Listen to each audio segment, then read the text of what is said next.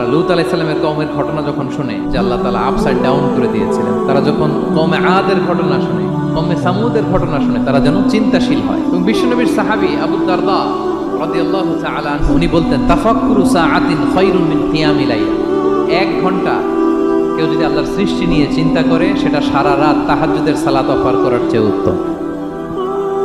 আমরা অনেকে মনে করি শুধু তাসবিহ পড়াই ইবাদত, জিকির করাই ইবাদত, শুধু কোরআন তেলাওয়াতই মনে হয় ইবাদত, শুধু কিয়ামুল লাইল করাই ইবাদত। কিন্তু বিশ্বনবীর সাহাবী, যিনি ইসলাম আমাদের চেয়ে ঢের বেশি বুঝেছেন, তিনি বলেন আল্লাহর এই সৃষ্টি শৈলী, এই সৃষ্টি নৈপুণ্য নিয়ে 1 ঘন্টা চিন্তা করা, ক্রিটিক্যাল থিঙ্কিং করা, সারা রাত নফল তাহাজ্জুদের চেয়েও সেরা।